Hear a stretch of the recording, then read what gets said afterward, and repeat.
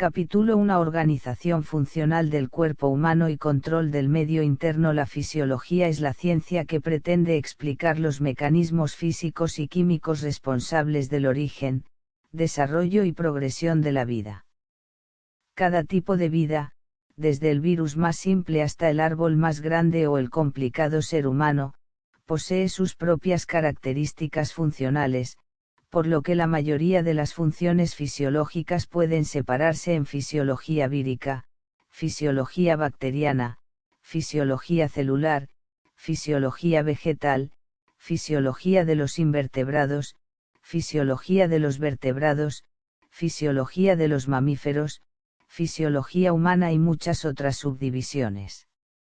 Fisiología humana. La ciencia de la fisiología humana intenta explicar las características y mecanismos específicos del cuerpo humano que hacen que sea un ser vivo.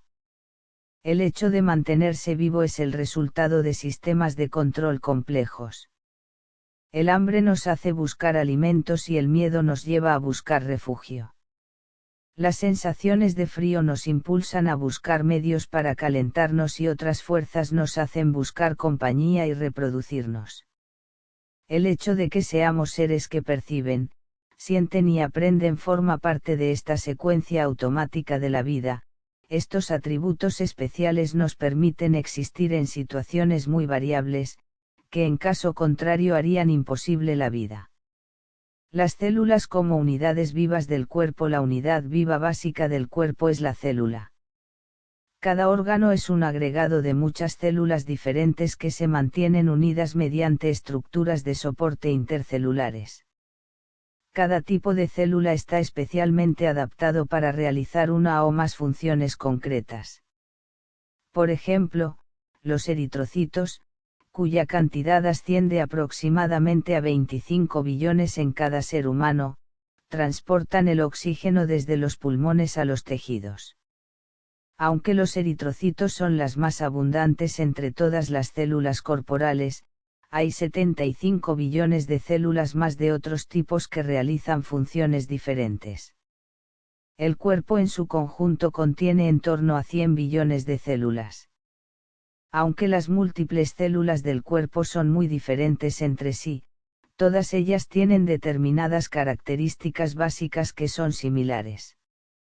Por ejemplo, el oxígeno reacciona con los hidratos de carbono, grasas y proteínas para liberar la energía necesaria para mantener las funciones de todas las células. Por otra parte, los mecanismos químicos generales que permiten cambiar los nutrientes en energía son básicamente los mismos en todas las células y todas las células liberan los productos de sus reacciones químicas en los líquidos circundantes. Además, prácticamente todas las células tienen la capacidad de reproducirse formando más células de su propia estirpe. Por fortuna, cuando se destruyen células de un tipo en particular, el resto de las células de este tipo genera nuevas células hasta rellenar el cupo. Líquido extracelular. El medio interno. El 60% del cuerpo humano del adulto es líquido, principalmente una solución acuosa de iones y otras sustancias. Si bien casi todo este líquido queda dentro de las células y se conoce como líquido intracelular, aproximadamente una tercera parte se encuentra en los espacios exteriores a las células y se denomina líquido extracelular.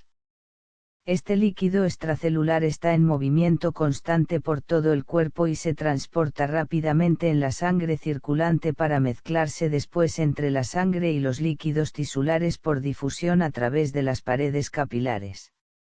En el líquido extracelular están los iones y nutrientes que necesitan las células para mantenerse vivas, por lo que todas ellas viven esencialmente en el mismo entorno de líquido extracelular.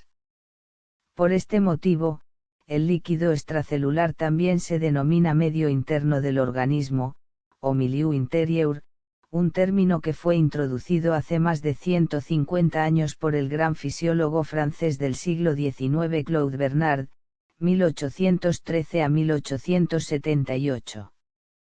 Las células son capaces de vivir y realizar sus funciones especiales, siempre que este medio interno disponga de las concentraciones adecuadas de oxígeno, glucosa, distintos iones, aminoácidos, sustancias grasas y otros componentes. Diferencias entre los líquidos extracelular e intracelular. El líquido extracelular contiene grandes cantidades de iones sodio, cloruro y bicarbonato más nutrientes para las células, como oxígeno, glucosa, ácidos grasos y aminoácidos. También contiene dióxido de carbono, que se transporta desde las células a los pulmones para ser excretado junto con otros residuos celulares que se transportan a los riñones para su excreción. El líquido intracelular es muy distinto del líquido extracelular, por ejemplo, contiene grandes cantidades de iones potasio, magnesio y fosfato en lugar de los iones sodio y cloruro que se encuentran en el líquido extracelular. Los mecanismos especiales de transporte de iones a través de la membrana celular mantienen las diferencias en la concentración de iones entre los líquidos extracelular e intracelular. Estos procesos de transporte se comentan en el capítulo 4. Homeostasis, mantenimiento de un medio interno casi constante. En 1929, el fisiólogo estadounidense Walter Cannon, 1871 a 1945, acuñó el término homeostasis para referirse al mantenimiento de unas condiciones casi constantes del medio interno.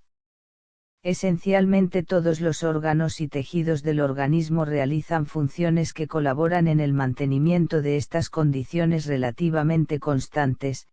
Por ejemplo, los pulmones aportan el oxígeno al líquido extracelular para reponer el oxígeno que utilizan las células, los riñones mantienen constantes las concentraciones de iones y el aparato digestivo aporta los nutrientes. Los diversos iones, nutrientes, productos de desecho y otros componentes del organismo están regulados normalmente dentro de un intervalo de valores, no poseen valores fijos.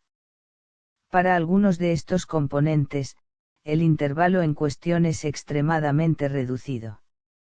Por ejemplo, las variaciones en la concentración de iones hidrógeno en la sangre se sitúan por lo general por debajo de 5 nanomoles por litro, 0,00000005 moles por litro. La concentración de sodio en sangre está también estrechamente regulada, y varía en general en unos milimoles por litro, aun cuando existan cambios importantes en la ingestión de sodio. Sin embargo, estas variaciones en la concentración de sodio son al menos 1 millón de veces superiores a las de los iones hidrógeno. Existen poderosos sistemas de control para mantener las concentraciones de sodio e hidrógeno, así como la mayoría de los demás iones, nutrientes y sustancias del organismo, en niveles que permitan que las células, los tejidos y los órganos lleven a cabo sus funciones normales, pese a grandes variaciones ambientales y a las dificultades derivadas de lesiones y enfermedades. Gran parte de este texto está dedicado a la forma en que cada órgano o tejido contribuye a la homeostasis. Las funciones normales del organismo exigen acciones integradas de células, tejidos, órganos y los múltiples sistemas de control nervioso, hormonales y locales que contribuyen conjuntamente a la homeostasis y a la buena salud. A menudo, la enfermedad se considera un estado de ruptura de la homeostasis. Sin embargo, incluso en presencia de enfermedades, los mecanismos homeostáticos siguen activos y mantienen las funciones vitales a través de múltiples compensaciones. Estas compensaciones pueden conducir en algunos casos a desviaciones importantes de las funciones corporales con respecto al intervalo normal, lo que dificulta la labor de diferenciar la causa principal de la enfermedad de las respuestas compensadoras. Por ejemplo, las enfermedades que impiden la capacidad de los riñones de excretar sales y agua pueden conducir a una elevación de la presión arterial, que inicialmente ayuda a recuperar valores normales de excreción, de forma que sea posible mantener un equilibrio entre la ingestión y la excreción renal. Este equilibrio es necesario para el mantenimiento de la vida, pero los periodos de tiempo prolongados de alta presión arterial pueden provocar perjuicios en diversos órganos, entre ellos, los riñones, lo que deriva en nuevos aumentos de la presión arterial y, con ello, más daños renales. De este modo, las compensaciones homeostáticas que se producen en el organismo después de una lesión, una enfermedad o de cambios ambientales importantes pueden verse como un compromiso necesario para mantener las funciones vitales y bien, a largo plazo, pueden contribuir a inducir anomalías adicionales en el organismo. La disciplina de la fisiopatología pretende explicar cómo se alteran los diversos procesos fisiológicos durante las enfermedades y las lesiones. Este capítulo expone los distintos sistemas funcionales del organismo y sus contribuciones a la homeostasis, para después revisar brevemente la teoría básica de los sistemas de control corporal que permiten colaborar a los distintos sistemas funcionales para mantenerse unos a otros. Transporte en el líquido extracelular y sistema de mezcla. El aparato circulatorio. El líquido extracelular circula por el organismo en dos etapas. La primera de ellas consiste en el movimiento de la sangre por el cuerpo dentro de los vasos sanguíneos, y la segunda es el movimiento del líquido entre los capilares sanguíneos y los espacios intercelulares entre las células tisulares. En la figura 1:1 se muestra la circulación general de la sangre. En este modelo toda la sangre atraviesa la totalidad del circuito, una media de una vez por minuto cuando el cuerpo está en reposo y hasta 6 veces por minuto cuando la persona está muy activa. Figura 1:1 Organización general del aparato circulatorio. A medida que la sangre atraviesa los capilares sanguíneos se produce también un intercambio continuo de líquido extracelular entre la porción del plasma de la sangre y el líquido intersticial que rellena los espacios intercelulares, proceso que se muestra en la figura 1:2. Las paredes de los capilares son permeables a la mayoría de las moléculas del plasma sanguíneo, con la excepción de las proteínas plasmáticas, que son demasiado grandes para pasar con facilidad a través de los capilares. Por tanto, grandes cantidades de líquido y sus componentes disueltos difunden yendo y viniendo entre la sangre y los espacios tisulares, como demuestran las flechas. Este proceso de difusión se debe al movimiento cinético de las moléculas en el plasma y en el líquido intersticial, es decir, el líquido y las moléculas disueltas están en movimiento continuo y van dando tumbos en todas las direcciones dentro del plasma y el líquido en los espacios intercelulares, además de atravesar los poros capilares. Pocas células se encuentran a más de 50 micrómetros de un capilar, lo que garantiza la difusión de casi cualquier sustancia desde el capilar hacia la célula en pocos segundos, es decir, que el líquido extracelular de cualquier zona del organismo, tanto en plasma como en líquido intersticial, se está mezclando continuamente, manteniendo la homogeneidad del líquido extracelular en todo el organismo. Figura 1:2 Difusión del líquido y de los componentes disueltos a través de las paredes de los capilares y a través de los espacios intersticiales. Origen de los nutrientes en el líquido extracelular. Aparato respiratorio. En la figura 1:1 se muestra que cada vez que la sangre atraviesa el organismo también fluye por los pulmones y capta el oxígeno a través de los alvéolos, adquiriendo el oxígeno que necesitan las células. La membrana que separa los alvéolos y la luz de los capilares pulmonares, la membrana alveolar, tiene un grosor de tan solo 0,4 a 2 m y el oxígeno difunde rápidamente por el movimiento molecular a través de esta membrana para entrar en la sangre. Aparato digestivo. Una gran porción de la sangre que bombea el corazón también atraviesa las paredes del aparato digestivo, donde se absorben los distintos nutrientes, incluidos los hidratos de carbono, los ácidos grasos y los aminoácidos, desde el alimento ingerido hacia el líquido extracelular de la sangre. hígado y otros órganos que realizan principalmente funciones metabólicas. No todas las sustancias absorbidas del aparato digestivo pueden usarse tal como las células las absorben, y el hígado es el encargado de cambiar la composición química de muchas de ellas, para convertirlas en formas más utilizables, mientras que otros tejidos corporales, los adipocitos, la mucosa digestiva, los riñones y las glándulas endocrinas, modifican o almacenan las sustancias absorbidas hasta que son necesitadas. El hígado elimina también ciertos residuos producidos en el cuerpo y las sustancias tóxicas que se ingieren. Aparato locomotor. ¿De qué forma contribuye el aparato locomotor a la homeostasis? La respuesta es evidente y sencilla: si no fuera por los músculos, el organismo no podría desplazarse para obtener los alimentos que se necesitan para la nutrición. El aparato locomotor también permite la movilidad como protección frente al entorno, sin la cual todo el organismo, incluidos sus mecanismos homeostáticos, sería destruido. Eliminación de los productos finales metabólicos. Eliminación del dióxido de carbono en los pulmones. Al mismo tiempo que la sangre capta el oxígeno en los pulmones, se libera el dióxido de carbono desde la sangre hacia los alvéolos, y el movimiento respiratorio de aire que entra y sale de los pulmones transporta el dióxido de carbono hacia la atmósfera. El dióxido de carbono es el más abundante de todos los productos del metabolismo.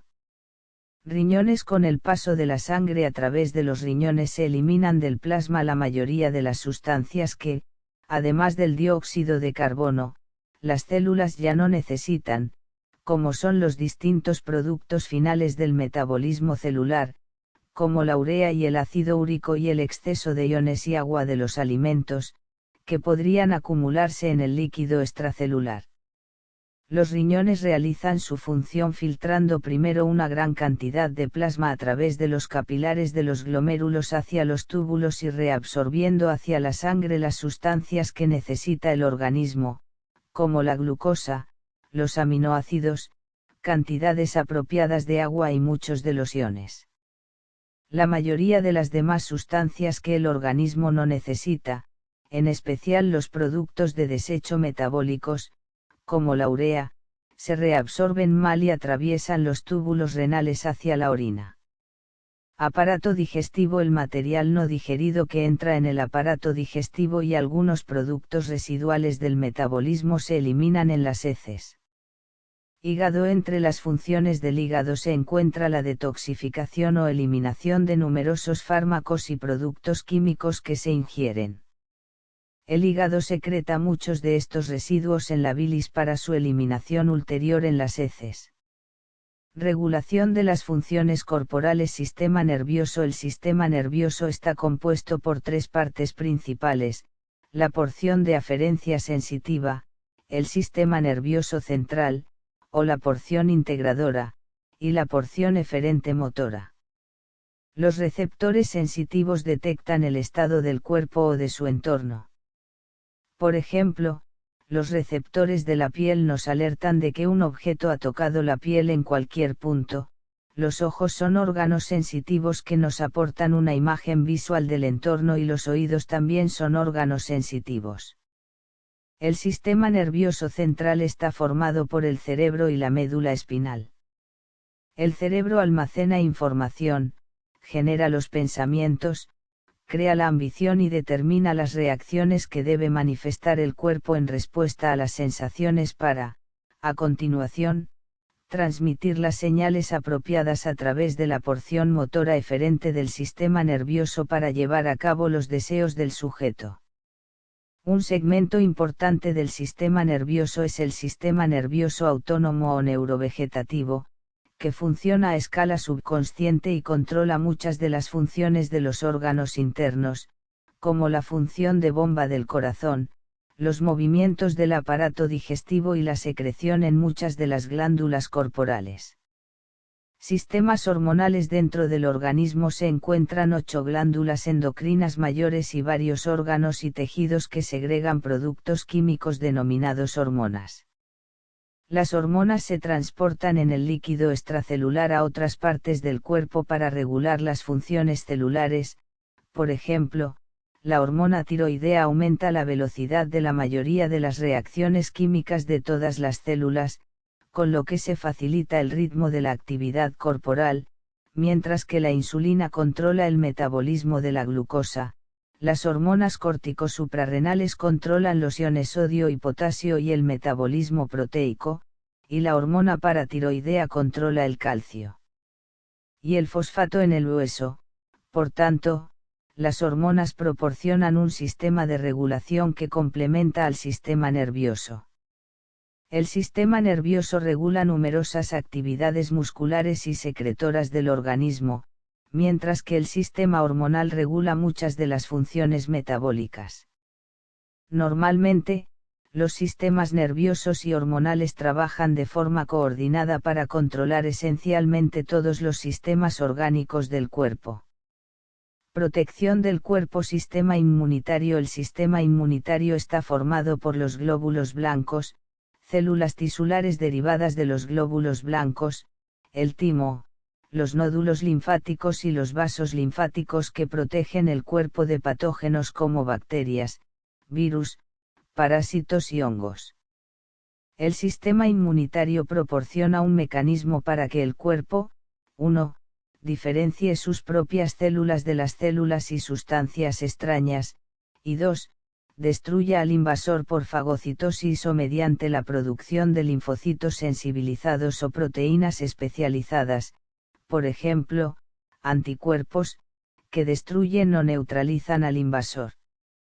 Sistema tegumentario. La piel y sus diversos anejos, como el pelo, las uñas, las glándulas y otras estructuras, cubren, amortiguan y protegen los tejidos profundos y los órganos del cuerpo y, en general, definen una frontera entre el medio corporal interno y el mundo exterior. El sistema tegumentario es importante también para la regulación de la temperatura y la excreción de los residuos y proporciona una interfaz sensorial entre el cuerpo y el medio exterior. La piel suele comprender entre aproximadamente el 12 y el 15% del peso corporal. Reproducción. A veces no se considera que la reproducción sea una función homeostática, aunque ayuda a mantener la homeostasis generando nuevos seres que ocuparán el lugar de aquellos que mueren.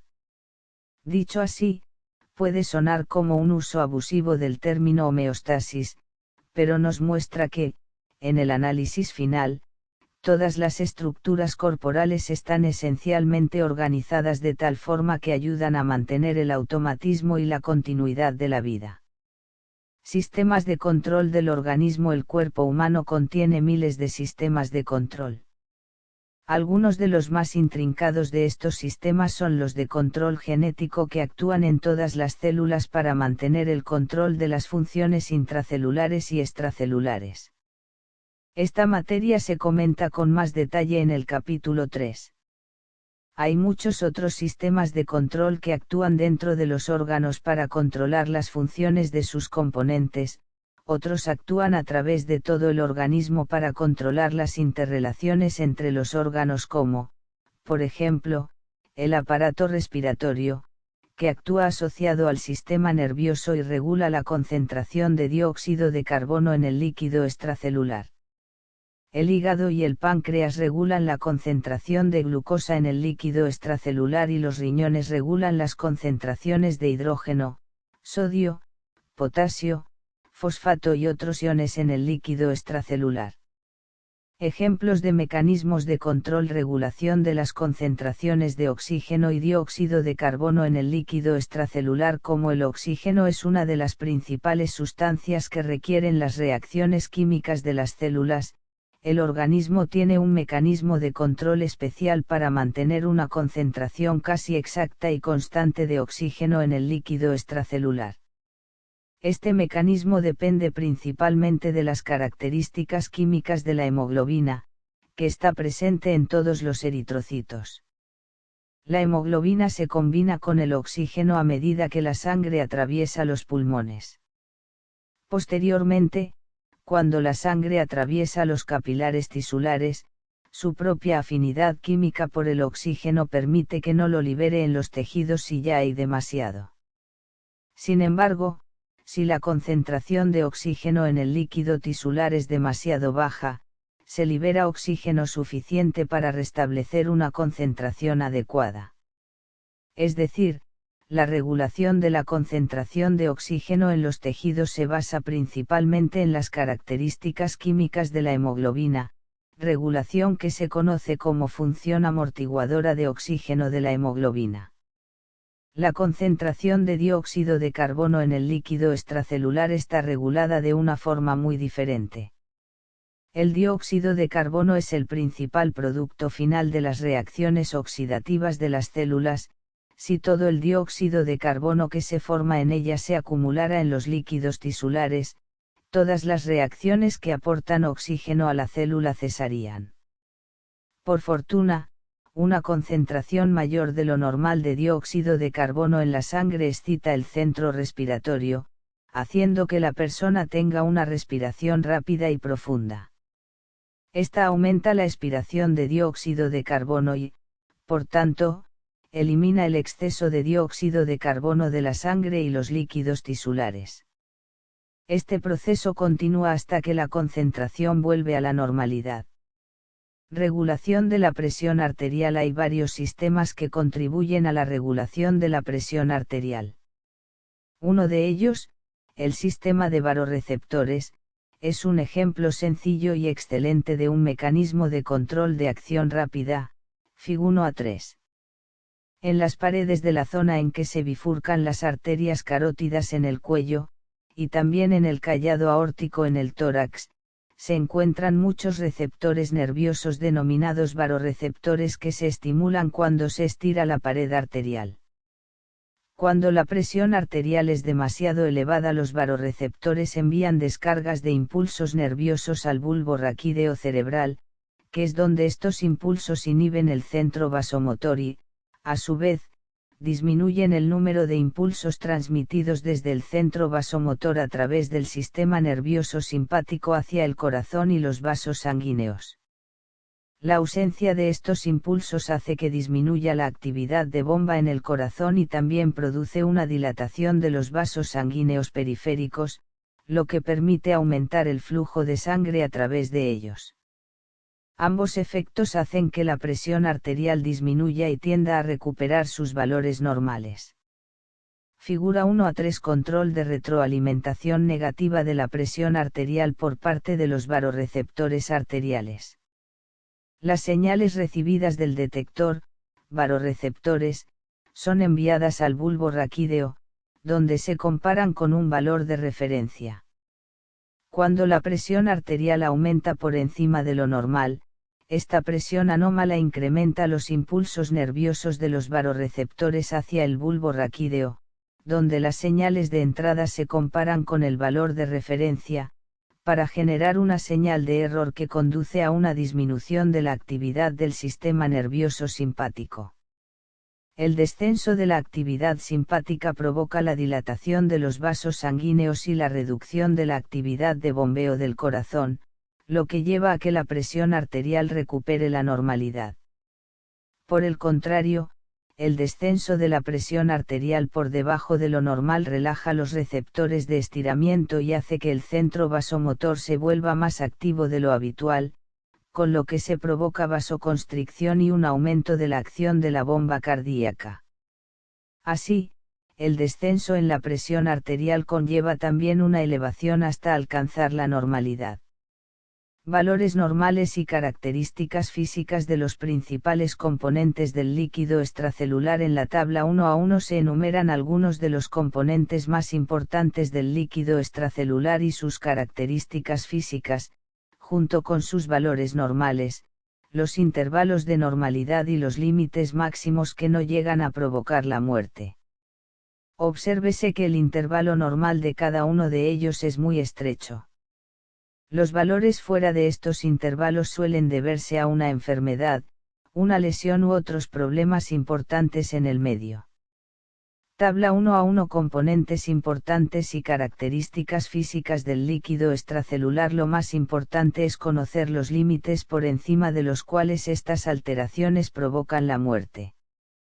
Por ejemplo, un aumento de la temperatura del organismo de tan solo 7 grados por encima de la normalidad provoca un ciclo vicioso en el que aumenta el metabolismo celular y se destruyen las células. Obsérvese también el estrecho intervalo del equilibrio ácido-básico en el organismo, con un valor normal de pH de 7,4 y con valores mortales tan solo a 0,5 unidades a cada lado de la normalidad. Otro factor importante es la concentración del ion potasio, porque siempre que disminuya a menos de un tercio de la normalidad es probable que la persona quede paralizada debido a que los nervios ya no pueden transportar las señales. Por el contrario, cuando la concentración del ion potasio aumenta 2 o más veces por encima de lo normal es probable que el músculo cardíaco esté muy deprimido.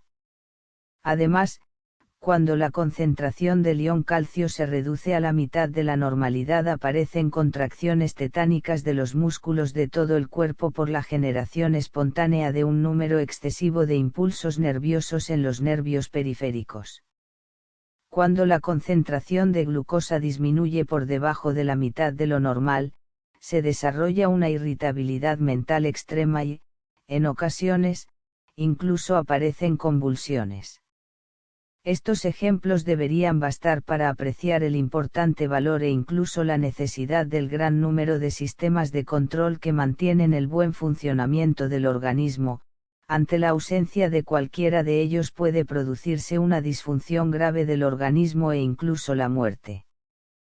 Características de los sistemas de control. Los ejemplos mencionados de los mecanismos de control homeostáticos son solo algunos de los muchos miles que actúan en el organismo y todos ellos poseen algunas características comunes que se exponen en la presente sección. Retroalimentación negativa de la mayoría de los sistemas de control. La mayoría de los sistemas de control del organismo actúan mediante una retroalimentación negativa que podemos comprender mejor si revisamos algunos de los sistemas de control homeostáticos que hemos mencionado. Al hablar de la regulación de la concentración del dióxido de carbono, la ventilación pulmonar aumenta cuando dicha concentración se eleva en el líquido extracelular.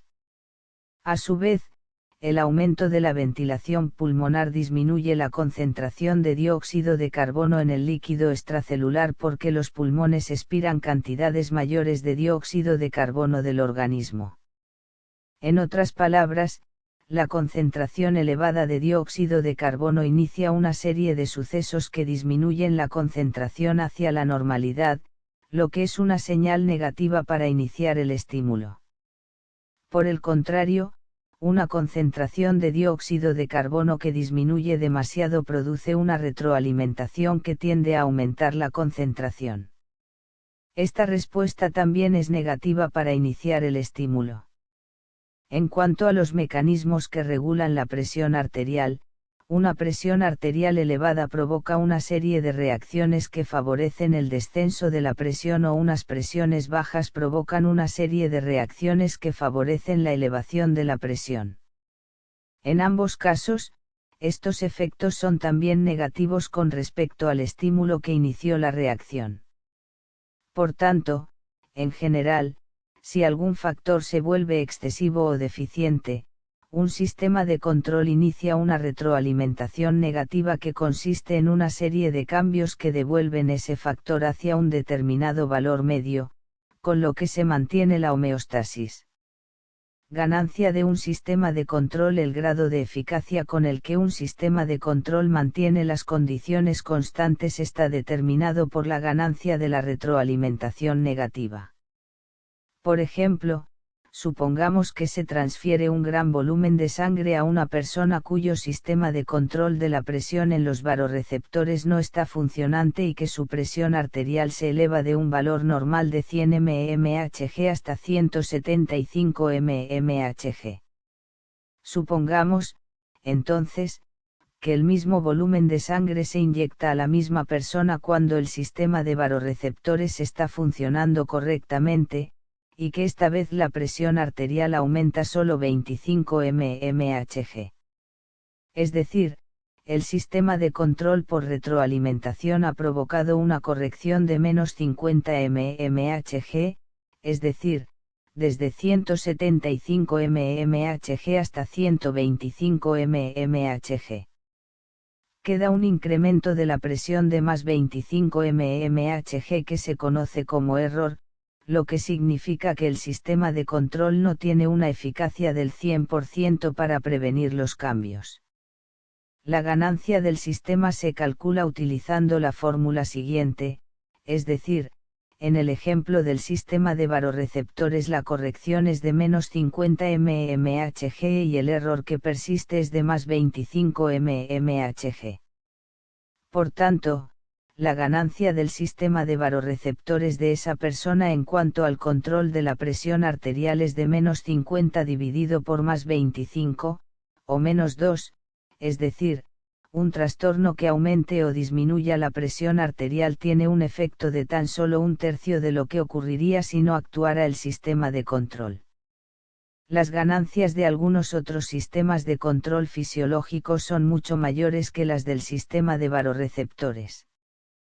Por ejemplo, la ganancia del sistema que controla la temperatura interna del organismo cuando una persona está expuesta a un clima frío moderado es de menos 33, de lo que se deduce que el sistema de control de la temperatura es mucho más eficaz que el sistema de control de la presión mediante barorreceptores.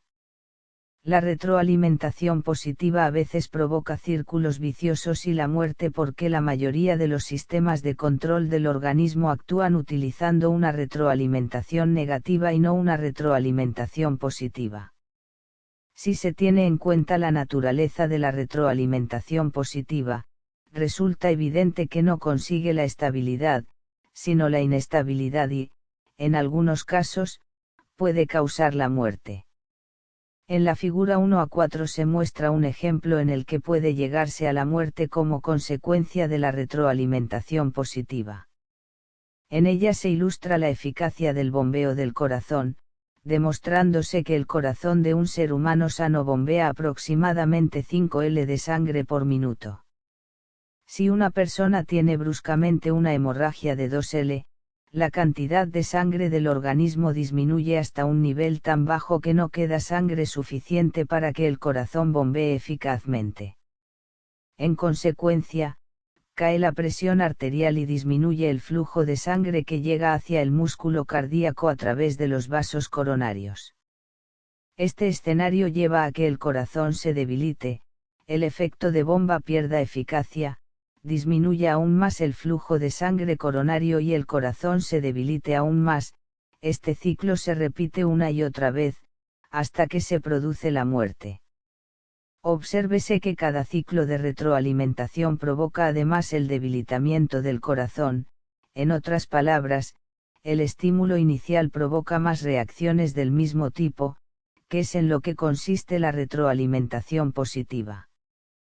Figura 1a4 Recuperación del bombeo cardíaco provocado por la retroalimentación negativa después de extraer 1 L de sangre de la circulación. La muerte se debe a la retroalimentación positiva cuando se eliminan 2 L de sangre.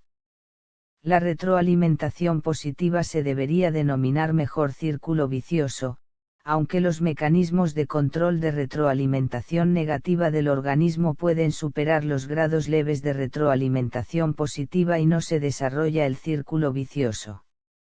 Por ejemplo, si la persona del ejemplo anterior tiene una hemorragia de 1 L en lugar de 2, los mecanismos normales de retroalimentación negativa que controlan el gasto cardíaco y la presión arterial podrían contrarrestar la retroalimentación positiva y la persona se recuperaría, como muestra la curva discontinua de la figura 1a4. La retroalimentación positiva a veces es útil en algunos casos, el organismo usa la retroalimentación positiva a su favor. La coagulación sanguínea es un ejemplo del gran valor que tiene la retroalimentación positiva.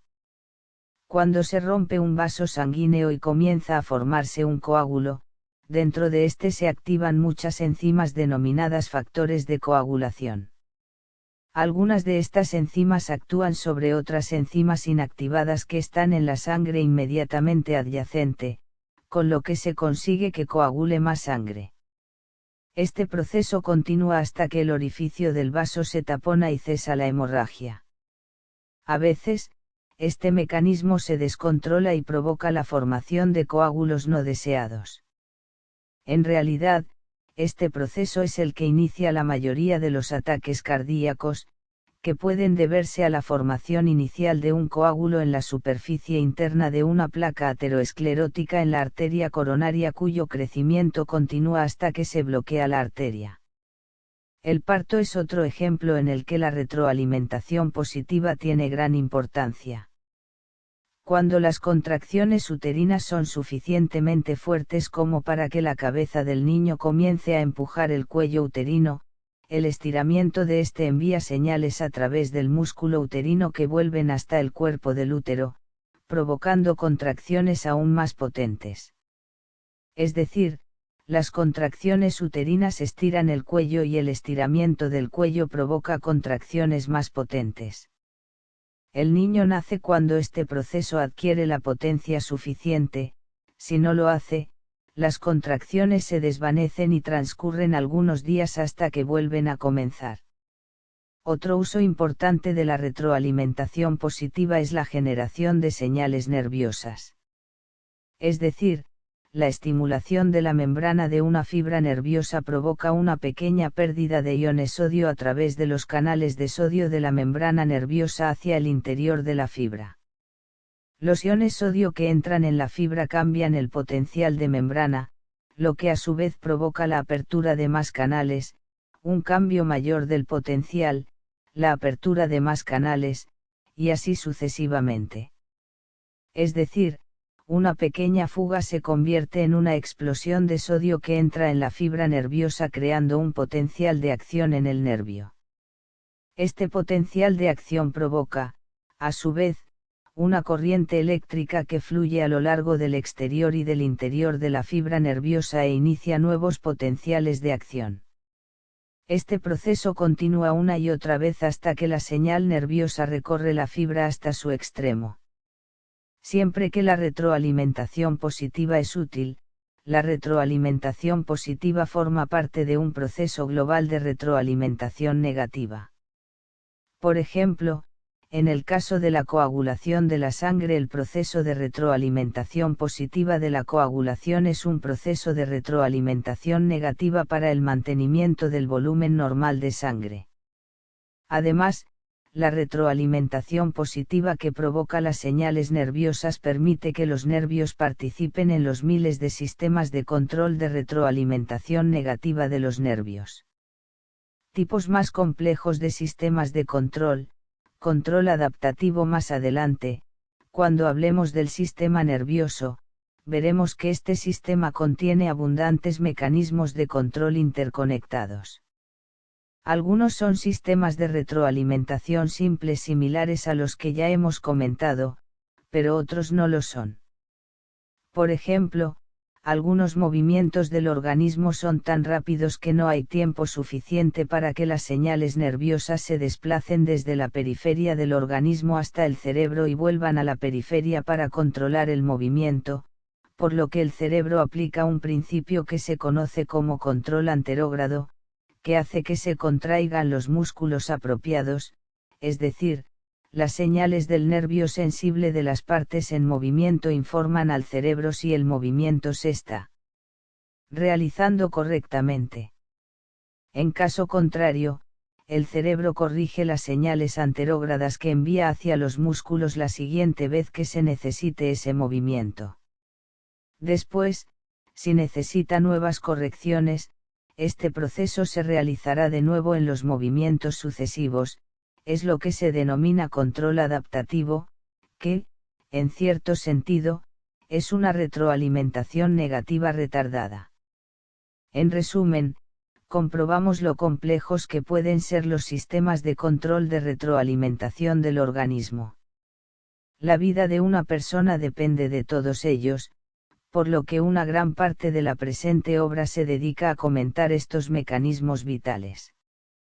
Resumen, automatismo del organismo. El objetivo de este capítulo ha sido señalar, en primer lugar, la organización global del organismo y, en segundo lugar, los medios por los que cada parte del organismo actúa en armonía con las demás. Para resumir, el organismo es en realidad un ente social formado por 100 billones de células organizadas en distintas estructuras funcionales, algunas de las cuales se conocen como órganos.